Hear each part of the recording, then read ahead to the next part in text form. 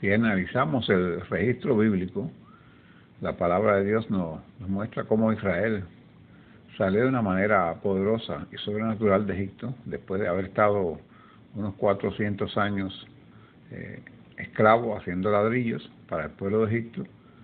Pues Dios interviene de manera sobrenatural y los saca de allí, y cuando ellos se van de este pueblo, pues se van con las manos llenas. Los israelitas habían sufrido por causa de las plagas que Dios envió, porque Dios le estaba pidiendo a través de su profeta que dejara ir al pueblo de Israel y ellos no aceptaban. Y como se endurecieron, Dios envió plagas y tuvieron que dejarlos ir. Y a la hora de la partida salieron con las manos llenas, porque los egipcios le daban prendas, joyas, todo lo que le pedían. Estaban desesperados porque Israel se fuera, porque por causa de Israel allí le estaban viniendo plagas y habían muerto hasta los primogénitos.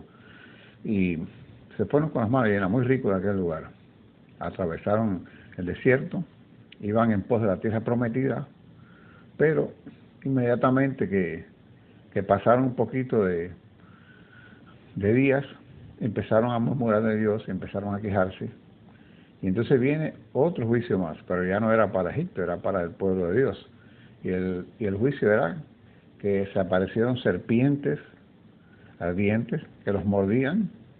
Imagínense, serpiente venenosa, cuando muerde a una persona, si no es atendida, muere la persona inmediatamente. Y entonces empezaron a clamar, después de tanta queja, empezaron a clamar a Dios, y Dios le da una solución, una respuesta. Le dice a Moisés que levante una serpiente de bronce en el medio del campamento, y que pues todo aquel que mirare la serpiente pues se salvaría. Dice número 21, versos 4 a 9, después partieron del monte de Or camino del Mar Rojo para rodear la tierra de Edom, y se desanimó el pueblo por el camino. Y habló el pueblo contra Dios y contra Moisés: ¿Por qué nos hiciste subir de Egipto para que muramos en este desierto? Pues no hay pan ni agua, y nuestra alma tiene fastidio de este pan tan liviano.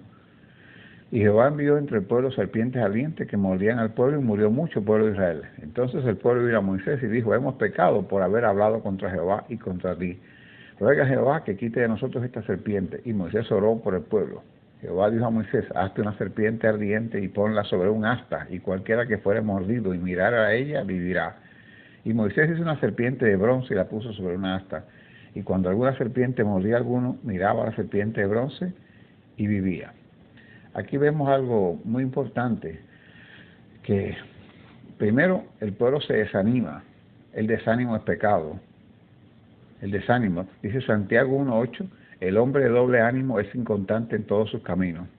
Y hay muchos versículos más de la Biblia donde se condena el desánimo, porque el desánimo es falta de fe. La persona que está desanimada es una persona que ha perdido la fe, y sin fe es imposible agradar a Dios. Entonces, el desánimo trajo como consecuencia la murmuración. El ser humano está dado siempre a culpar a alguien. De hecho, en el Edén, Eva dijo: la serpiente me engañó, le echó la culpa a la serpiente. No es que ella pecó al tomar la fruta que le había sido prohibida, le echó la culpa a la serpiente. Y entonces, y Adán dijo: la mujer que me diste.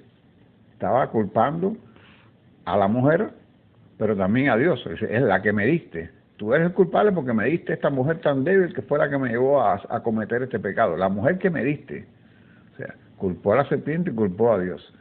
Y ellos pues estaban culpando a Dios y murmurando contra Dios, dice la Biblia, porque querían comer otros tipos de manjares, y entonces estaban siendo alimentados por medio del maná, y estaban, dice, castigados. Culparon a Dios. Y también culparon al líder. Dice que hablaron contra Dios y contra Moisés. Eso es muy común hoy en día, hablar contra los líderes. Y la Biblia enseña claramente que es pecado hablar contra los líderes. Usted ve un líder en algo que usted cree que no es correcto, ore a Dios.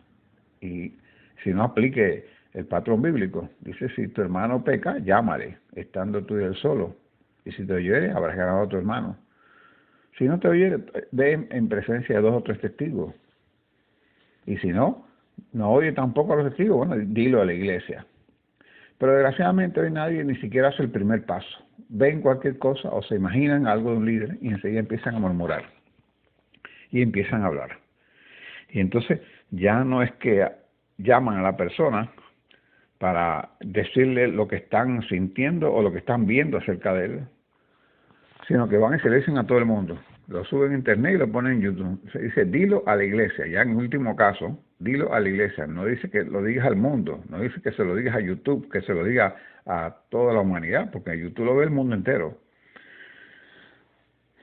Y entonces, el último, bueno, vamos a hablar del último para el final, que es la idolatría. Es un pecado posterior que no ocurrió en ese momento en que la serpiente estaba ahí en el campamento, sino fue un pecado que se fue añadiendo después por causa de la serpiente. Fue un pecado posterior. Entonces, la Biblia enseña que murmurar es un pecado y es algo que nosotros tenemos que evitar y sacar de nuestras vidas porque usted se contamina. Y muchas veces las personas murmuran porque sienten alguna aversión contra otra persona y eso trae algo malo para usted que está murmurando y también para la otra persona de la cual usted está murmurando, porque generalmente la murmuración muchas veces calumniosa, desacredita, habla de la moral de las personas y al final le hace daño a otra persona. Y si la Biblia nos manda a amar a nuestro prójimo como a sí mismo, pues entonces es imposible que usted deba estar pensando y queriendo hablar mal de otra persona. Entonces la serpiente fue puesta allí en el medio del campamento. Dice que cualquiera que la miraba, pues vivía, no se moría. Gloria al Señor para siempre. Y como les decía, el cuarto pecado, bueno, que trajo posteriormente fue la idolatría, porque según describe la Biblia, Israel tomó aquella serpiente que fue un remedio temporal, fue algo temporal en ese momento que estaban en el desierto, que estaban ellos siendo atacados por serpientes y entonces necesitaban una sanidad.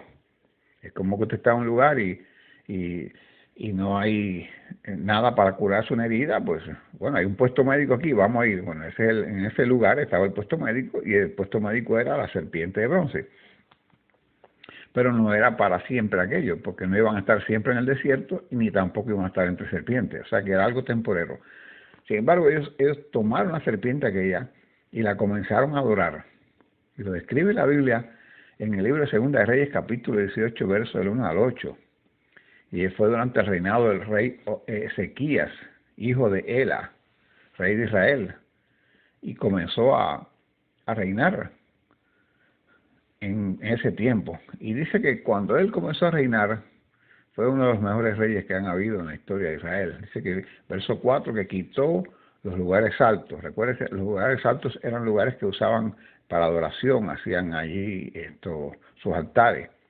Y se quebró las imágenes y cortó los símbolos de acera e hizo pedazos la serpiente de bronce que había hecho Moisés, porque hasta entonces le quemaban incienso los hijos de Israel, y la llamó Nehustán, e hizo lo recto ante los ojos de Jehová. Fíjese que cuando Dios manda a poner la serpiente de bronce, era una serpiente, un objeto hecho de bronce, puesto sobre un asta, sobre un palo largo, estuviera en alto para que todo el mundo, si era mordido desde lejos, podía mirar. La solución era mirarla. Si usted la miraba, quedaba sano. Pero eso era todo lo que Dios mandó a hacer. Pero dice aquí que ellos comenzaron a quemarle incienso, o sea, ya empezaron como un dios. En aquel entonces había costumbre quemar incienso a los dioses. Bueno, pues empezaron a hacer lo mismo, ya veían a la serpiente como un dios, como algo sobrenatural, como algo idolátrico, y comenzaron a cometer pecado de idolatría. Sin embargo, lo que Dios mandaba era mirar a la serpiente. Fíjense, hermano, que eso es un acto de fe. Dice la Escritura, puesto los ojos en Jesús, el autor y consumador de la fe. Mira, Cristo, mirad a mí y sed salvo todos los términos de la tierra, porque yo soy Dios y no hay más. Así dice la Escritura. Eso es mirar a Dios, es mirarlo no con los ojos carnales, porque usted mira a Dios, Dios es espíritu, usted no lo va a ver. Es mirarlo con los ojos de la fe. Es mirar creyendo que al usted alzar la vista y ver esa serpiente de bronce, usted va a recibir sanidad. Entonces hoy en día es lo mismo, usted alza los ojos al cielo y usted clama a Dios, y usted ve a Dios, pero lo ve espiritualmente, lo ve haciendo su obra redentora en la cruz, salvando, dando su vida por usted, y usted es salvo.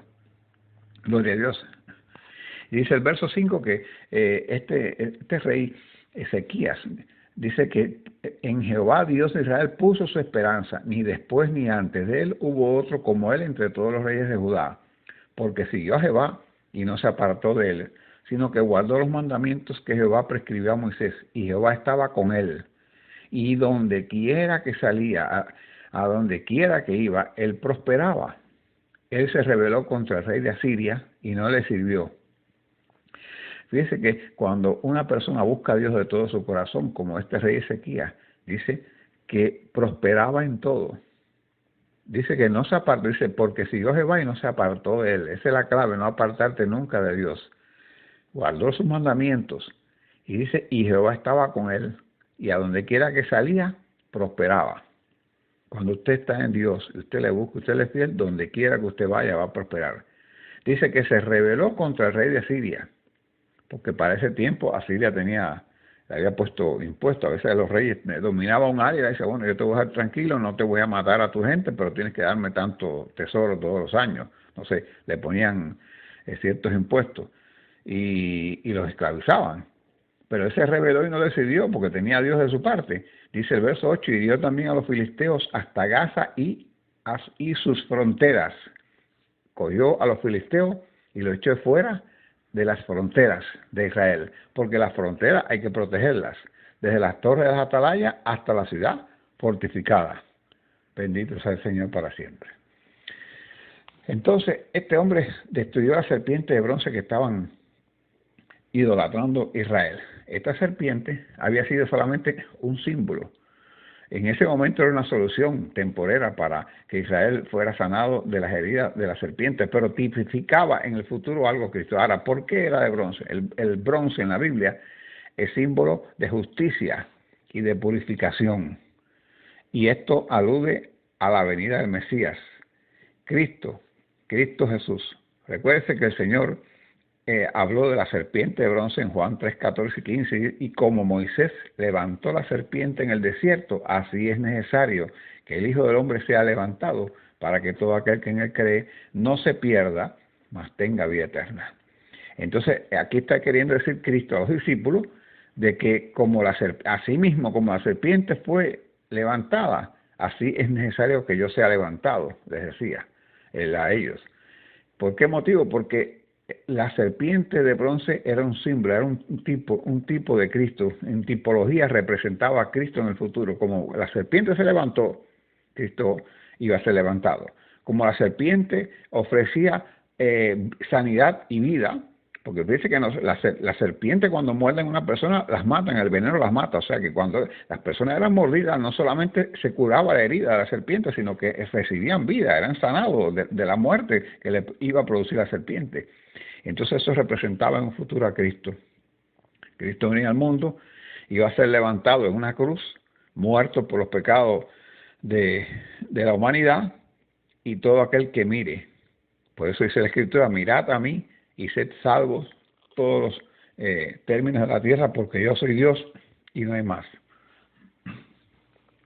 Y qué coincidencia tan grande que después de estos versículos de Juan, capítulo 14 y 15, viene el verso 16, que es un versículo totalmente evangelístico, porque de tal manera amó Dios al mundo, que ha dado a su Hijo unigénito, para que todo aquel que en él cree no se pierda, mas tenga vida eterna. Porque no envió Dios a su Hijo al mundo para condenar al mundo, sino para que el mundo sea salvo por él.